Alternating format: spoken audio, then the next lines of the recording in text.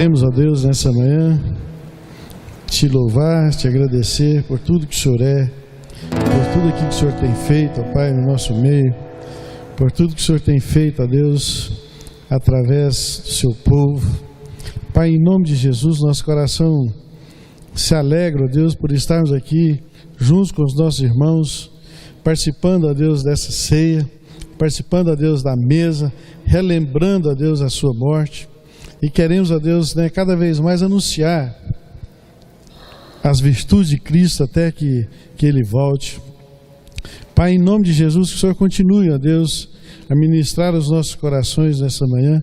Que o Senhor continue, ó Deus, a falar conosco, porque queremos, ó Deus, cada vez mais ouvir da Tua voz, queremos cada vez mais ouvir do Teu Espírito. É no nome do Seu Filho amado Jesus Cristo que nós oramos e agradecemos. Amém. Aleluia. Glória a Deus. Irmão, só para dar uma notícia da minha irmã, vocês lembram que a gente esteve orando, que ela teve câncer de mama, e ela passou por momentos muito difíceis o ano passado. E nós estivemos com ela nesse final de ano, início de ano, e para a honra e glória do Senhor, graças a Deus, ela está ótima, recuperando assim maravilhosamente bem, recuperando a autoestima, já voltando a sua fisionomia normal, o cabelo crescendo, e está realmente muito alegre. E a gente quer dar essa notícia porque a Bíblia diz que a gente não pode deixar de falar daquilo que a gente tem visto e ouvido, A gente orou, a gente pediu a Deus pela sua recuperação, para a sua restauração, e graças a Deus ela está ótima. Deus tem dado graça. Aleluia. Vamos abrir nossas Bíblias lá no livro de Êxodo. Êxodo capítulo 14. Versículo 1 até o 14. Capítulo 14, versículo 1 até o versículo 14. Livro de Êxodo. Disse o Senhor a Moisés: fala aos filhos de Israel que retrocedam e se acampem defronte de Pi-Airote, entre Migdol e o mar, diante de Baal-Zefon. Em frente dele vos acampareis junto ao mar. Então Faraó dirá dos filhos de Israel: estão desorientados na terra, o deserto os encerrou. Endurecerei o coração de Faraó para que os persiga, e serei glorificado em Faraó e em todo o seu exército. E saberão os egípcios que eu sou o Senhor. Eles assim o fizeram. Sendo, pois, anunciado ao rei do Egito que o povo fugia, mudou-se o coração de Faraó e o dos seus oficiais contra o povo, e disseram: que é isso que fizemos, permitindo que Israel nos deixasse de servir? E aprontou o Faraó o seu carro, e tomou consigo o seu povo. E tomou também 600 carros escolhidos, e todos os carros do Egito, com capitães sobre todos eles. Porque o Senhor endureceu o coração de Faraó, rei do Egito, para que perseguisse os filhos de Israel. Porém os filhos de Israel saíram afoitamente. Perseguiram-nos os egípcios, todos os cavalos e carros de Faraó, e os seus cavalarianos, e o seu exército, e os alcançaram, acampados junto ao mar, perto de Pi-Airote, defronte de Baal-Zefon. E chegando Faraó, os filhos de Israel levantaram os olhos, e eis que os egípcios vinham atrás deles, e temeram muito. Então os filhos de Israel clamaram ao Senhor, disseram a Moisés: será por não haver sepulcro no Egito, que nos tirasse de lá, para que morramos nesse deserto? Por que nos trataste assim, fazendo-nos sair do Egito? Não é isso que te dissemos no Egito? Deixa-nos para que sirvamos os egípcios? Pois melhor nos fora servir aos egípcios do que morrermos no deserto. Moisés, porém, respondeu ao povo: não temais, aquietai-vos e vede o livramento do Senhor que hoje vos fará, porque os egípcios que hoje vedes, nunca mais os tornareis a ver. O Senhor pelejará por vós, e vós vos calareis. Aleluia. Irmãos, A situação, né, do povo de Israel eram, né, escravizados pelos egípcios já em torno de 400 anos. E Deus então decide tirar esse povo do cativeiro. Deus decide então tirar Israel da opressão do Egito. E a saída, a retirada desse povo foi algo maravilhoso. Se a gente olhar um pouquinho os capítulos anteriores, a gente vai ver como que Deus libertou aquele povo. O que Deus teve que fazer para que Faraó se convencesse de libertar o povo de Israel. A gente sabe pela palavra que foram várias pragas, e uma após outra, e cada vez Faraó endurecia o coração e Deus mandava mais praga, até que Faraó resolveu libertar esse povo. A gente vê lá em Êxodo 3, de 6 a 10, quando Deus então está falando para Moisés que vai retirar o seu povo do Egito, que Deus ouviu o clamor desse povo, que então Deus iria libertar o seu povo das garras de Faraó. E assim então começou essa caminhada rumo à terra da promessa. Lá em Êxodo 13, 17, está falando que Deus levou eles por um outro caminho. Tinha um caminho que era mais perto, que era mais fácil. Mas a palavra de Deus que fala que Deus, conhecendo o coração daquele povo, na primeira dificuldade eles queriam retornar para o Egito. Então Deus decide retirá-lo por um outro caminho. Se você conferir depois lá em Êxodo 13, 17, você vai ver que tinha um caminho mais fácil, mas Deus não quis esse caminho. Irmãos, então depois de tudo aquilo que Deus fez para a retirada do seu povo, Deus mandou que eles fossem para um determinado local. Esses nomes que a gente leu aqui, depois, se você quiser, o significado desses nomes aqui era fortaleza. Era uma região fortificada, e Deus mandou eles acamparem lá. Quando eu estava meditando sobre esse texto, me veio na memória aquele filme Os 300, não sei quem assistiu. Quem assistiu Os 300? Lembra que eles ficavam, a defensiva deles, era montanha de um lado, abismo e mar de outro, e só tinha um caminhozinho aonde que os adversários poderiam chegar. Eu fiquei imaginando esse filme. Imagina ali então um povo desarmado, um povo acampado, com mulheres, com crianças, com animais, sem estar paramentados para a guerra, e de repente chega aquele exército poderoso de Faraó. A Bíblia diz que cada carro de guerra de Faraó tinha 3 soldados. Então de repente aquele povo está numa encruzilhada. Diante deles está o mar, atrás deles está vindo o inimigo, ao lado o deserto. E aí a gente imagina aquele ditado popular, se correr o bicho pega, se ficar o bicho come. E aí aquele povo então, o que fazer?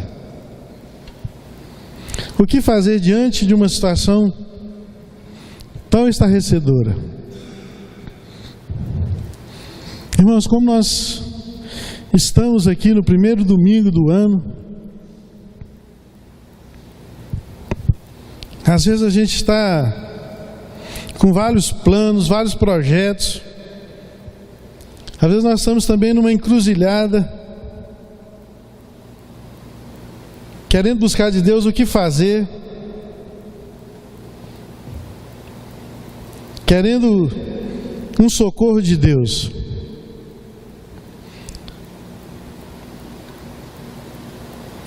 Irmãos, a encruzilhada é um lugar que muitas vezes o próprio Deus nos leva.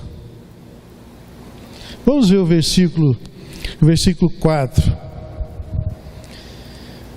Endurecerei o coração de Faraó para que os persiga, e serei glorificado em Faraó em todo o seu exército.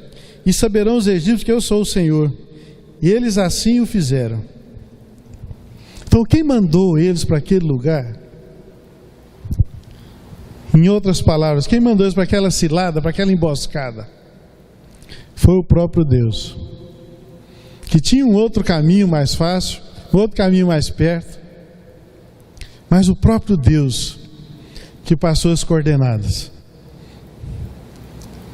Foi o próprio Deus que alterou o itinerário daquela caminhada. Então, irmãos, muitas vezes Deus nos coloca em algumas encruzilhadas. Muitas vezes Deus nos coloca em situações adversas. E vale lembrar que esse povo era o povo de Deus, era o escolhido de Deus, era a nação santa de Deus, era o Israel de Deus. E esse povo era um povo que confiava em Deus. E esse povo declarava que esse Deus era um Deus todo-poderoso. E que, em vistas aos muitos benefícios oferecidos por Deus, eles resolveram sair do Egito. Mas de repente, a emboscada. De repente, a cilada. De repente, uma situação totalmente adversa. De repente, uma situação em que eles não contavam. Mas era uma situação que era segundo o coração de Deus, amém? Era uma situação que era o plano de Deus, amém, irmãos? Era uma situação adversa, mas era o plano de Deus. Por isso que nas encruzilhadas que Deus nos coloca, a gente tem que entender que é o plano de Deus. É o plano de Deus para a minha vida, é o plano de Deus para a sua vida, é o plano de Deus para as nossas vidas. Situações difíceis, adversas, nós vamos ter. O próprio Jesus nos alertou: no mundo tereis aflições, mas tem de bom ânimo, eu venci o mundo. Às vezes a gente pensa que a gente estando com Deus é só mar de rosa. Nós não vamos ter mais dificuldade, não vamos ter mais problemas, nós vamos ter mais lutas, nós não teremos mais desafios. Mas não, irmãos, as dificuldades é o plano de Deus para as nossas vidas. Irmãos, e Deus nunca perde o controle da situação, mesmo que nós não entendamos seus motivos. Quantos de nós vivenciamos no passado, ou temos vivenciado agora alguma situação que desagrada a gente, que não agrada o nosso coração, que não é aquilo que o nosso coração almeja? Mas Deus não perde o controle. Com certeza, né? Como disse a palavra de Deus, quando o Faraó viu aquela situação, já começou a zombar do povo de Deus. Coitadinho, estão desorientados. Como que eles foram acampar naquele lugar? Vai ser uma presa fácil para a gente. Não sabem para onde vão. O povo acostumado à guerra, né? Faraó, o exército, sabia que aquele caminho era uma cilada terrível, seria presa fácil. E Faraó então falou: poxa vida, eles estão desorientados. Que Deus é esse que os tirou daqui do Egito e levou para essa situação, e levou para esse lugar? Porém, irmãos, Deus ainda estava no controle. Eu te falo, irmão, nessa manhã, por mais que você tenha vivido situação desfavorável, se você está sem esperança nessa manhã, Deus está no controle, amém? Deus está no controle. Por mais que seja aos olhos humanos, sem solução. Por mais que seja aos nossos olhos alguma coisa incapaz de ser resolvida, Deus está no controle. Deus queria mostrar mais uma vez o seu poder, tanto para Faraó, quanto para o seu povo. E eu te pergunto, irmãos, mas Deus precisava ainda provar mais alguma coisa? Diante de tudo aquilo que ele já tinha feito? Diante de tudo aquilo que ele tinha feito na presença de Faraó para resgatar o seu povo? Né? Cada praga daquela a gente vê que era uma obra do poder de Deus. Mas, irmãos, a encruzilhada é um lugar onde Deus nos coloca à prova. Amém? A encruzilhada é onde Deus nos coloca à prova. Se a gente ler do versículo 5 até o 9, a gente vai ver: sendo, pois, anunciado ao rei do Egito que o povo fugia, mudou-se o coração de Faraó e dos seus oficiais contra o seu povo, e disseram: que é isso que fizemos, permitindo que Israel nos deixasse servir? E aprontou o Faraó o seu carro e tomou consigo o seu povo, e tomou também 600 carros escolhidos e todos os carros do Egito, com capitães sobre todos eles. Porque o Senhor endureceu o coração de Faraó, rei do Egito, para que perseguisse os filhos de Israel. Porém os filhos de Israel saíram afoitamente. Perseguiram-nos os egípcios, todos os cavalos e carros de Faraó, e seus cavalarianos, e o seu exército, e alcançaram acampados junto ao mar, perto de Pi-Hairote, defronte de Baal-Zephon. Então, irmãos, a encruzilhada é onde Deus nos coloca à prova. Então, depois de Deus ter feito todo aquele milagre para tirar o povo, Deus permite, Deus endurece o coração de Faraó, para que vá atrás do seu povo. Irmãos, isso aos nossos olhos não tem nenhuma coerência. Vamos parar para a gente refletir um pouquinho. Depois de tanta dificuldade, tanta resistência que teve para Faraó libertar o povo, depois que é libertado o povo, Deus coloca o povo naquela situação. E mais, ainda motiva Faraó a ir atrás. Motiva Faraó e os seus oficiais: vamos buscar esse povo de volta, porque fizemos uma grande besteira. Sendo que já tinham sido humilhados, né? Tinham sido derrotados em todas as suas estratégias ali para não libertar o povo. Aos nossos olhos não tem coerência isso. Não tem sentido. Mas é coerente aos olhos de Deus, irmãos. Sabe para quê? Porque Ele quer provar a nossa confiança. Ele quer provar a nossa fé. O Senhor nos levou ali para mostrar a sua força, para mostrar para aquele povo que a sua vitória não vinha deles mesmos, mas vinha do Senhor. Irmãos, Deus queria mostrar para aquele povo que eles não podiam nada.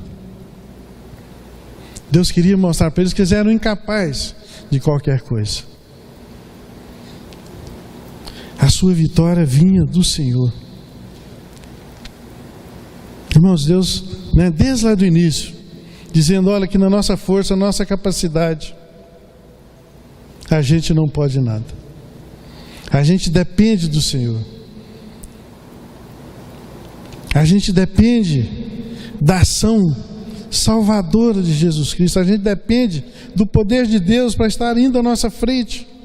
A gente depende da ação de Deus. A gente depende da benevolência de Deus para com as nossas vidas. Moisés sabia dessa verdade, mas o povo não. Vamos ver capítulo 15, versículo 2. O Senhor é a minha força e o meu cântico, Ele me foi por salvação. Este é o meu Deus, portanto eu o louvarei. Ele é o Deus de meu Pai, por isso o exaltarei. Essa é a declaração de Moisés. Mas Deus queria que o povo também reconhecesse isso. E Deus quer nessa manhã, irmãos, mostrar para a gente que a vitória não vem de nós. A vitória não vem de nós. A vitória vem do Senhor. Ele é a nossa força. Irmãos, e na encruzilhada é onde nós falhamos com Deus. No momento de provação, muitas vezes, nós fazemos como esse povo. A nossa fé acaba, nós ficamos aterrorizados, nós blasfemamos, nós colocamos palavras de murmuração na nossa boca. E a primeira coisa que aquele povo pensou foi: por que nós aceitamos esse plano de Deus? Por que Ele nos tirou de lá? Por acaso lá não tinha sepulcro suficiente, não tinha sepultura suficiente, trouxe para cá para matar a gente aqui nesse deserto? Por que nós estamos seguindo a esse Deus? Então, irmãos, quando a nossa fé falha, nós começamos a reclamar, nós começamos a blasfemar, nós colocamos palavras de murmuração. Irmãos, é interessante. Se você for ler todo o livro de Êxodo, você vai ver quantas coisas Deus fez para aquele povo e quanto aquele povo era ingrato. Reclamavam por tudo. Reclamavam por tudo. Virava e mexia em qualquer situação, eles estavam reclamando. Reclamavam que ia morrer de fome, reclamavam que ia morrer de sede, de frio. Reclamavam que não tinha um Deus para seguir.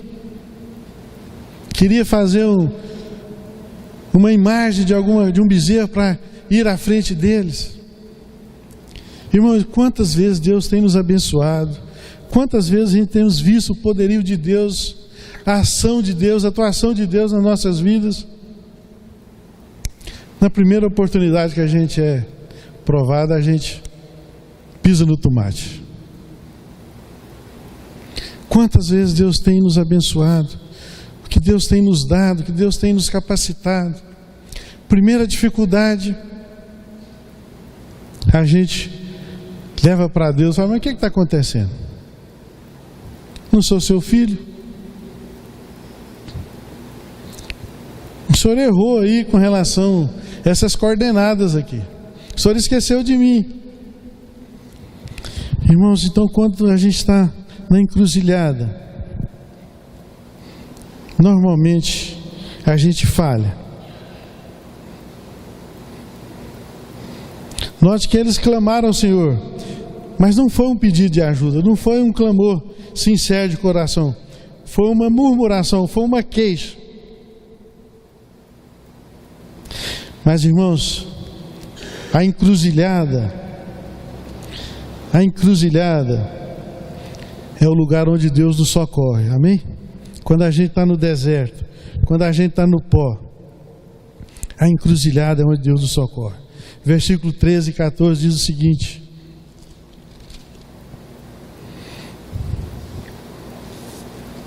Moisés, porém, respondeu ao povo: não temais, aquietai-vos e vede o livramento do Senhor que hoje vos fará, porque os egípcios que hoje vedes, nunca mais os tornareis a ver. O Senhor pelejará por vós e vós calareis. Então, irmãos, Deus nos socorre nas nossas dificuldades. Deus é o nosso socorro bem presente, segundo o salmista. O Senhor é o nosso refúgio, é a nossa fortaleza. Amém? Então, irmãos, Ele nos socorre. Quando você está num beco sem saída, o Senhor nos socorre quando a gente está numa situação que aos olhos humanos é sem solução. O Senhor nos socorre naquela dificuldade aonde nós esgotamos toda a nossa capacidade, onde nós já colocamos toda a nossa força, todo o nosso empreendimento e a gente não conseguiu. Ele socorre aonde a nossa força, aonde o poder do nosso dinheiro, aonde a glória humana é reduzida a nada.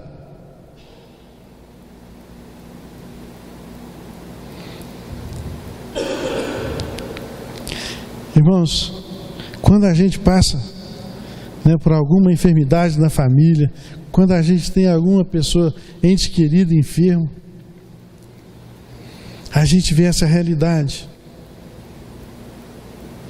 Né? Você pode ter todo o dinheiro, você pode ter os melhores convênios, você pode estar nos grandes centros, nos melhores centros. Mas chega um momento que, às vezes, o diagnóstico do médico é só Deus. E aí, irmãos, que a gente percebe que não tem dinheiro, que não tem título humano, que não tem nada que a gente possa fazer, a não reconhecer, a não recorrer a esse Deus. Irmãos, então quando a gente está na encruzilhada, é a hora certa do Senhor atuar nas nossas vidas. É onde a gente reconhece que nós não temos nada, que nós não podemos nada, que nós não temos capacidade para nada. Onde a gente já esgotou todos os nossos recursos. É interessante, tem um dito popular que às vezes a gente luta com um problema, luta com o irmão, aí a gente fala, não, aquilo lá entreguei para Deus, aquilo lá é só Deus. Por que a gente não entregou antes? Aí eu desisti do fulano, entreguei ele para Deus, só Deus que resolve. Por que a gente não entregou antes? Por que a gente não buscou de Deus antes? Por que a gente não pediu o socorro de Deus antes? Falei, Senhor, eu estou com essa dificuldade com meu irmão, eu estou com essa dificuldade no meu trabalho, eu estou com essa dificuldade no meu casamento. Entreguei meu esposo para Deus, só Deus para dar jeito. Entreguei minha esposa, meus filhos, só Deus. Por que a gente não fez isso antes, irmãos? Mas nesse momento Deus está pronto para nos abençoar. Muitas vezes nós sofremos porque queremos resolver as coisas do nosso modo, com as nossas próprias forças, e acabamos frustrados. A gente viu domingo passado, né, ministração do Arnaldo, ele estava dizendo, né, que muitos planos, muitos projetos nossos, a gente se frustra, porque a gente só foi buscar a Deus depois. Deus, eu fiz tantas dívidas, eu comprei tanto nesse final de ano, eu gastei tanto meu cartão, que agora o Senhor tem que me ajudar. Agora o Senhor tem que me abençoar, porque eu não vou dar conta. E aí Deus às vezes permite que você não dê conta mesmo, para nos educar, para nos ensinar.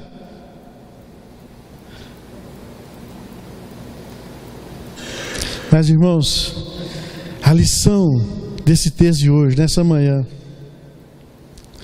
para cada um de nós, é quando nós estivermos na encruzilhada, é aquietai-vos. Aquietai-vos. Quando a gente está nessa situação adversa, quando a gente não tem capacidade nenhuma, aquietai-vos e vede. Essa é a nossa oração nessa manhã.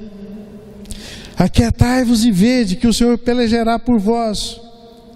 O Senhor pelejará por vós. Eu estava vendo, irmão, sobre essa palavra. Vem de peleja, vem de guerra. E no tempo antigo, quando falava de guerra, de uma nação contra a nação, era uma coisa muito séria, porque envolvia muito mais do que simplesmente você dominar outra nação. Envolvia muito mais do que simplesmente você servir a outra nação. Era uma questão de honra, porque envolvia também o Deus daquela nação, envolvia a divindade daquela nação. E quando Deus fala que vai pelejar por nós, irmãos, Ele vai guerrear por nós. Amém? Ele vai guerrear por nós. Ele é o Senhor dos exércitos, né? Ele é o Senhor das guerras. Está lá em Neemias, se eu não me engano. E daí que surgiu esse termo que a gente vê hoje tanto, que é a guerra santa. que fala, não, Deus é o Deus das guerras. Mas não é essa guerra para matar o nosso próximo em prol do nosso benefício. É um Deus que vai guerrear por mim e por você contra as ciladas, contra as artimanhas do inimigo. Amém? Então Deus vai pelejar. É Ele que peleja por nós, é Ele que vai à nossa frente. Então, quando a gente estiver nessa encruzilhada, nesse beco sem saída, aquietai-vos, ouvi do Senhor, porque Ele pelejará por nós. Então, irmãos, aquele povo foi desafiado a confiar em Deus. Não teve outra alternativa para eles, a não ser confiar, a não ser esperar por um milagre. E o resultado dessa confiança, irmãos, e o resultado da confiança que nós temos em Deus é a vitória. Irmãos, o resultado dessa confiança é a vitória. Por mais que ela demore, às vezes você nem vai ver, mas ela é garantida em Cristo Jesus. Amém? Às vezes a vitória, aquilo que você está buscando, você não vai ver, mas ela é garantida por Deus. Amém? Irmãos, e o mar se abriu, todo o povo se passou, e o poder de Deus, livrou todo aquele povo da morte. E enquanto a partida, o exército do Egito foi tragado. Eu quero terminar nessa manhã, irmãos, dizendo que muitas vezes Deus nos coloca em caminhos difíceis, em caminhos estranhos, em alguns becos sem saída, em algumas encruzilhadas, mas que a gente não desanime, amém? Ele está nos provando, Ele está nos provando, e aí é que podemos falhar com Deus, sendo murmuradores, sendo ingratos, colocando para Deus aquilo que a gente achava que devia ser feito, ou simplesmente a gente se aquieta e deixa que Ele nos socorra. A oração, irmão, nossa nessa manhã é que nas dificuldades, nas suas lutas, você se aquiete e deixe que Deus lute por você, deixa que Ele vai te socorrer. Por isso pedir para a gente cantar novamente aquele canto. Os seus problemas são meus. Amém? Ele pelejará por vós, Ele pelejará por nós. Amém? Vamos colocar de pé.